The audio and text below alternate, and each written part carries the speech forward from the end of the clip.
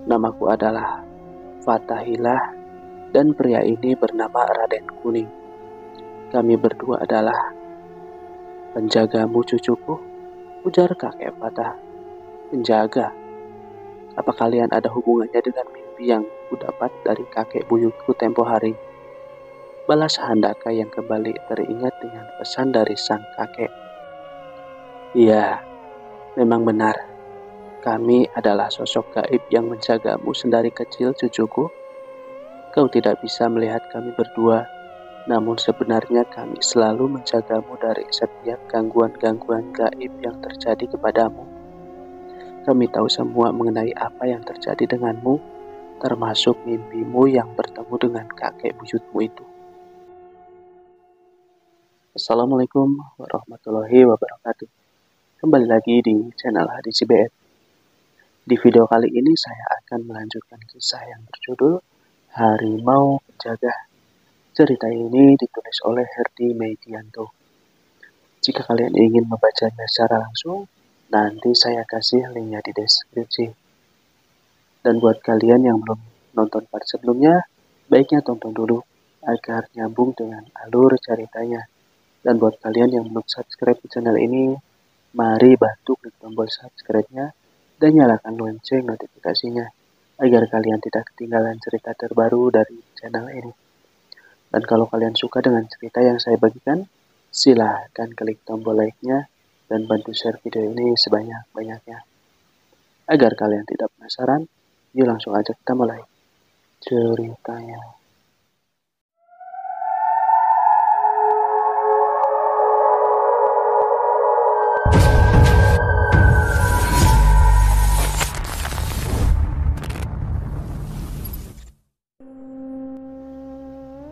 Kakek Fatah terlihat melompat ke sana kemari, menghindari serangan demi serangan yang dilancarkan oleh iblis yang merasuki Dian.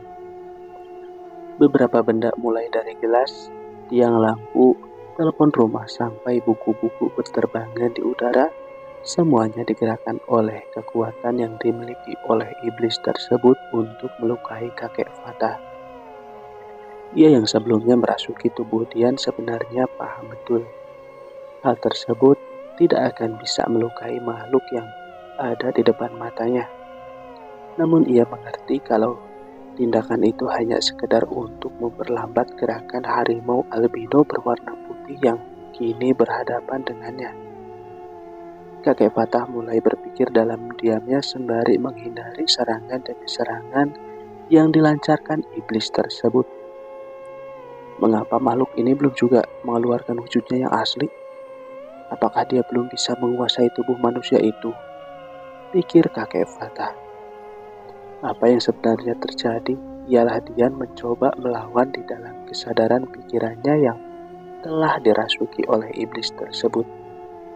Dian melihat semua yang telah terjadi, terutama yang memetik emosinya adalah saat melihat adik tersayangnya berdarah-darah akibat dari perbuatan iblis ini. Dian mencoba untuk melawan dari dalam dan menghambat tubuhnya untuk dikuasai sepenuhnya oleh iblis tersebut. Walau sebenarnya beberapa kali iblis ini lebih mendominasi pikiran Dian dari dalam. Berhentilah untuk meronta, manusia. Kau tidak akan bisa lepas dari cengkramanku. Ujar sang iblis tertawa terkekeh. Jadi begitu rupanya. Kakek Fatah yang sudah berhasil menganalisa yang terjadi dengan serta-merta segera melompat ke arah iblis tersebut. Ia memusatkan tenaga dalamnya untuk melancarkan pukulan harimau ke tubuh Dian agar iblis tersebut terpaksa keluar dari tubuh Dian. Kakek Fatah mengambil ancang-ancang dan dengan cepat harimau putih itu melesat ke arah depan. Iblis tersebut mencoba untuk menangkis serangan kakek Fatah barusan. Namun sial, hal itu terjadi dengan sangat cepat dan tanpa bisa dihindari. Hal selanjutnya yang terjadi adalah iblis itu menjerit dengan sangat kuat, menandakan bahwa tubuhnya merasakan sakit yang luar biasa. Hal ini dikarenakan kakek Fatah membacakan ayat-ayat suci Al-Quran sebelum melancarkan serangannya barusan. Sialan kau, jin muslim, parat. Berani-beraninya kau melakukan hal ini kepadaku. Aku keturunan iblis, aku anak cucu iblis. Umpat iblis tersebut kepada kakek Fatah. Aku tidak peduli dengan siapa sembahanmu. Aku hanya tahu kalau yang menciptakan bumi dan segala isinya ini adalah Allah. Dan iblis adalah momok yang selalu membawa kerusakan di muka bumi ini. Timpal kakek Fatah. Tidak lama wujud Dian berangsur-angsur membaik. Sebelumnya, kepulan asap hitam keluar dari sela-sela lubang yang berada di tubuh Dian. Hal ini menandakan bahwa sang iblis telah pergi meninggalkan tubuh tersebut. Alhamdulillah, ujar mereka berdua berbarengan. Handaka dan Raya masih pingsan, sedangkan Dian juga mendapatkan hasil yang sama.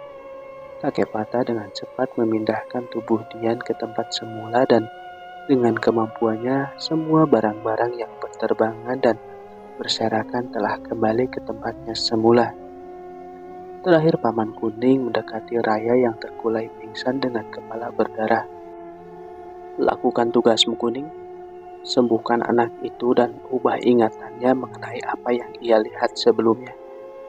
Perintah kakek Fatah. Paman Kuning terlihat berjalan ke arah Raya dan menjulurkan tangannya ke dahi Raya. Perlahan namun pasti, luka serta darah yang mengucur sebelumnya sembuh dengan seketika.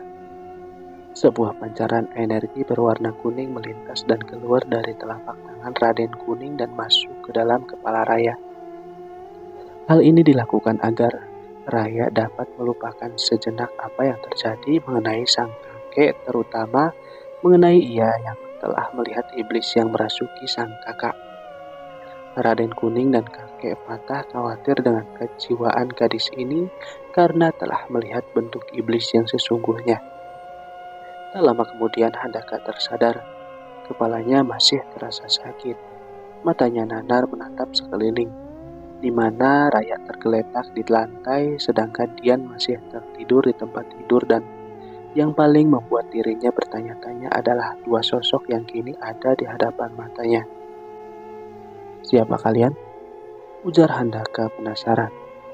Ia perlahan-lahan bangkit sembari memegangi lehernya yang masih terasa sakit. Akhirnya, ujar Paman Kuning. Ia mendekat ke arah Handaka dan mencoba untuk memeluknya dengan erat. Hei, siapa kamu ini? Tanya Handaka sekali lagi sembari mencoba menolak pelukan hangat dari sang paman. Kau ditolak seorang bocah Kuning, ledek kakek Fatah. Tampaknya ia belum tahu mengenai kita kakek. Seloroh Paman Kuning yang tengah mengerigitkan dahinya. Handaka benar-benar tidak tahu harus berkata apa. Ia mendapati seorang kakek tua berpakaian serba putih dengan sial putih menjuntai di lehernya, dan terakhir adalah seorang pria berpakaian adat zaman dahulu dengan batik berwarna kuning yang melingkari pinggangnya serta ditambah dengan sebuah keris perak yang di ujung gagangnya terjuntai hiasan bunga melati yang cantik. Tampaknya aku harus menjelaskan dulu siapa kami dan apa tujuan kami ada di sini. Terang kakek Fatah. Handaka hanya mengangguk tanda setuju. Ia masih belum hilang rasa sakitnya dan sekarang timbul pula rasa penasaran melihat kedua orang aneh yang ada di hadapan matanya. Namaku adalah Fatahilah dan pria ini bernama Raden Kuning. Kami berdua adalah penjagamu cucuku, ujar kakek Fatah. Penjaga? Apa kalian ada hubungannya dengan mimpi yang kudapat dari kakek buyutku tempo hari? Balas Handaka yang kembali teringat dengan pesan dari sang kakek. Iya, memang benar. Kami adalah sosok gaib yang menjagamu sedari kecil cucuku. Kau tidak bisa melihat kami berdua, namun sebenarnya kami selalu menjagamu dari setiap gangguan-gangguan gaib yang terjadi kepadamu. Kami tahu semua mengenai apa yang terjadi denganmu, termasuk mimpimu yang bertemu dengan kakek buyutmu itu. terang kakek Fatah panjang lebar. Hendaklah mulai dapat menangkap apa yang terjadi dengan dirinya. Memang banyak hal aneh yang terjadi pasca dirinya bertemu dengan sang kakek buyut di dalam mimpinya, termasuk hari ini, di mana ia mendapati dirinya hampir saja berubah menjadi harimau akibat warisan dari sang kakek buyut. Apa yang terjadi dengan tubuhku barusan? Mengapa di saat aku marah, aku malah tidak bisa mengendalikan emosiku yang meluap-luap? Tanya Handaka sekali lagi. Kali ini Paman Kuning mendekat ke arah Handaka. Ia kemudian merubah dirinya menjadi harimau besar berwarna kuning dengan corak loreng di sekujur tubuhnya. Seperti ini maksudmu, keponakanku? Ujar Paman Kuning terkekeh. Harimau, harimau, tidak. Handaka menjerit jadi-jadinya melihat ada harimau sebesar sapi di depan mukanya saat itu juga. Ia takut dengan perubahan tubuhmu, Kuning. Sudah kembali seperti semula, perintah kakek Fatah. Baik, kek. Paman Kuning pun kemudian kembali ke bentuknya yang sedia kala. Kau jadi juga hampir berubah seperti itu. Malah kau membangkitkan kekuatan terkutuk yang sebelumnya kakek buyutmu pun tidak pernah bisa mengendalikan kekuatan tersebut. Sindir kakek Fatah. Ia paham benar dengan harimau kumbang yang ia bicarakan, yang tidak lain adalah kekuatan dari Puyang si Ulung yang telah hidup ratusan tahun yang lalu. Jadi ada hubungan apa kalian dengan kakek buyutku? Lalu apa yang harus aku lakukan dengan kutukan ini? Kalian tentunya adalah makhluk gaib yang bisa saja menyesatkan aku, bukan? Timpal Handaka yang skeptis dengan kenyataan yang ada di depan matanya. Kami dahulu adalah jin muslim yang berteman dengan belajar agama bersama dengan kakek buyutku ketika Islam masuk ke bumi Nusantara. Kami bertukar banyak informasi dan juga banyak kejadian yang lain. Semua Nusantara masih terdiri dari berbagai kerajaan kecil. Kakek buyutmu adalah seorang raja yang memerintah di sebuah daerah di dekat sini. Kau tidak bisa merubah garis keturunanmu itu. Bagaimanapun juga, kakek buyutmu sebelumnya adalah orang yang mempelajari ilmu manusia harimau ketika ia berkelana ke berbagai tempat sebelum akhirnya memeluk Islam. Terang kakek Fatah. Kakek buyutmu jugalah yang meminta kami untuk menjaga keturunan-keturunannya kelak.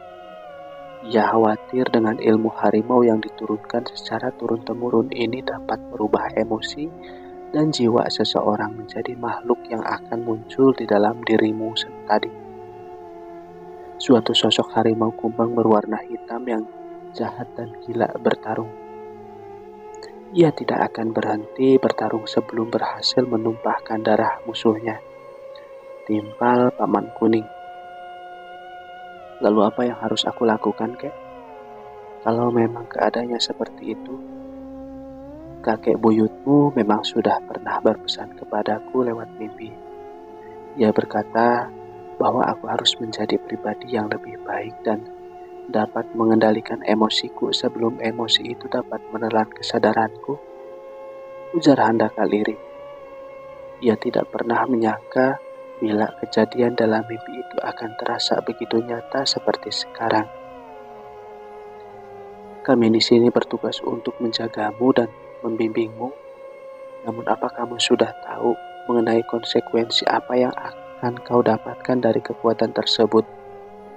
Tanya kakek Fatah sembari mengelus janggut putihnya yang berjuntai panjang. Aku bisa menjadi harimau jadi-jadian dan terakhir akan selalu bersinggungan dengan urusan alam gaib, betul? Tanya Handaka yang mulai memahami apa yang telah terjadi. Itu benar. Mulai sekarang, biasakanlah dirimu dengan hal-hal seperti ini. Cobalah untuk mengendalikan kekuatan amarah yang ada di dalam tubuhmu dan jadikan itu untuk melindungi orang-orang terdekatmu. Terutama, agamamu harus dipertebal dan diperbaiki di berbagai macam sisi, agar kiranya niat jahat dan nafsu membunuh yang ada di dalam makhluk di dalam tubuhmu itu dapat hilang sepenuhnya. Pesan kakek Fatah. Handaka hanya mengangguk dan kemudian keadaan menjadi seperti sedia kala. Kakek Fatah dan Paman Kuning segera menghilang. Hanya menyisakan Handaka yang kini tengah mencoba menyadarkan Raya yang masih pingsan di lantai kamar rumah itu. Aku memandang ke arah jendela. Mataku menelisik memandangi setiap inci apa yang berada di luar rumah. Kamar ini berada di lantai 3 yang merupakan kamar tidurku sendiri. Aku segera bergegas untuk mandi dan bersiap-siap pergi menuju kampus. Hubunganku dengan Raya berjalan mulus pasca kejadian waktu itu. Alhamdulillah sang kakak sudah sadarkan diri dan sudah bisa beraktivitas seperti biasanya. Setelah acap bersih-bersih dan sarapan selesai, aku segera memanaskan mobil dan bersiap pergi ke kampus. Mobilku meluncur dengan kecepatan sedang menuju kampus tercinta. Tak terasa sekitar 45 menit berkendara, akhirnya aku sampai di pelataran kampus. Banyak yang berubah dengan kehidupanku setelah kejadian waktu itu. Seperti saat ini, contohnya orang lain mungkin akan sedikit risih jika bisa melihat apa yang sedang terjadi dengan diriku ini.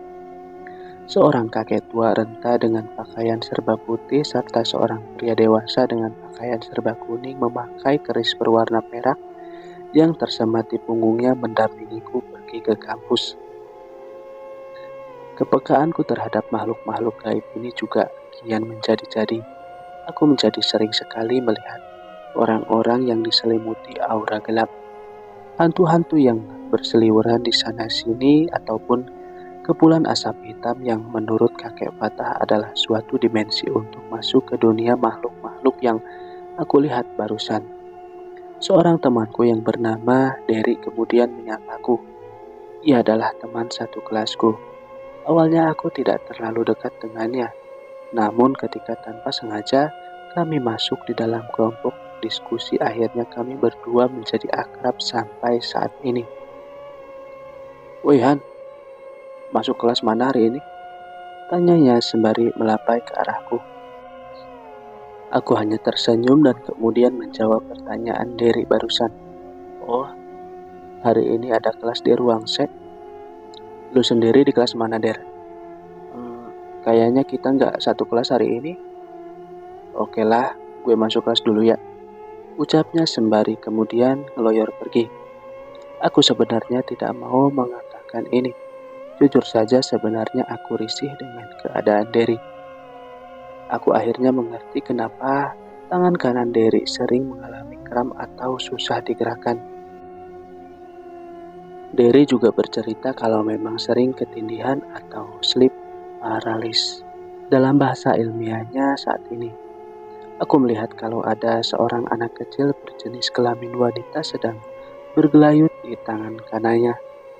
Anak itu selalu saja mendelik ngeri ke arahku dengan matanya yang berwarna merah darah. Tampaknya ia sangat tidak setuju jika aku berdekatan dengan Derry. "Aku ingin membantunya, kakek," gumamku pelan. "Bisa saja, tapi tidak di sini," jawab Raden Kuning. "Aku serahkan kepada kalian," ujar Handaka dan kemudian bergegas memasuki kelas. Raden Kuning dan kakek Fatah segera menghilang. Mereka berjalan menuju ke ruangan di mana Derry berada. Mereka berdua berjalan mendekati Derry yang sedang memperhatikan sang dosen menjelaskan mata pelajaran hari ini. Tidak ada yang aneh. Namun sebenarnya tepat di hadapan Derry saat ini sudah ada seorang kakek tua berjubah putih serta seorang pria muda dengan pakaian serba kuning tepat berada di depan matanya. "Aku harap kamu segera meninggalkan anak ini," ancam Raden Kuning. Anak kecil itu tersenyum jahat. Ia menatap Raden Kuning dan kakek Fatah lekat-lekat. "Aku tidak ada urusan dengan kalian berdua. Pergi dari sini," ucapnya dengan nada membentak dan kemudian sebuah terjangan angin dengan cepat menghantam tubuh Raden Kuning. Raden Kuning hanya tersenyum. Ia mengeluarkan keris peraknya dan menghalang serangan angin tersebut hingga menyebabkan serangan angin barusan terpental dan mengakibatkan pintu masuk seketika terlepas dari engselnya. Semua mahasiswa yang berada di ruangan tersebut terkejut. Mereka tidak menyangka tiba-tiba saja pintu ruang kelas mereka terlepas dari tempat semestinya. Semuanya berbondong-bondong mengecek keadaan pintu tersebut, terkecuali Derry yang tampaknya kini tengah dirasuki oleh makhluk tersebut. Pergi kalian dari hadapanku, atau akan aku bunuh anak ini, ancamnya. Maaf saja bocah, aku tidak akan kalah darimu. Raden Kuning dengan cepat mengeluarkan keris peraknya sekali lagi dan menancapkan keris tersebut tepat di leher Derry. Sesungguhnya yang dilakukan oleh Raden Kuning adalah menutup jalan masuk antara jin tersebut ke tubuh Derry dengan menusukkan keris perak tersebut. Raden Kuning sudah mengatur kekuatannya sedemikian rupa agar tubuh Derry tidak berdampak sama sekali dan hanya menyebabkan jin tersebut yang terluka. Makhluk itu tiba-tiba menguap menjadi asap hitam dan menghilang di udara, disusul dengan ambruknya tubuh Derry di lantai ruang kelas. Semuanya selesai, kakek? Syukurlah. Kedua makhluk tak kasat mata itu kemudian menghilang dan kembali menuju Handaka sang tuan mereka. Bagaimana? Ujar Handaka setengah berbisik. Semuanya berjalan lancar, balas kakek Fatah dengan suara yang berwibawa. Baguslah kalau seperti itu. Aku mulai terbiasa dengan semua penglihatan ini, kakek. Ujar Handaka terus terang. Ya, sudah seharusnya seperti itu. Nantinya akan lebih banyak lagi yang membutuhkan bantuanmu. Baiklah, kek. Terutama aku ingin membersihkan makhluk-makhluk jahat yang bersemayam di kampus ini. Oh, aku sangat bersemangat melakukan hal itu. Timpal Raden Kuning kegirangan. Dasar, anak muda memang taunya cuma berkelahi. Raden Kuning terlihat menggaruk kepalanya yang sebenarnya memang tidak gatal.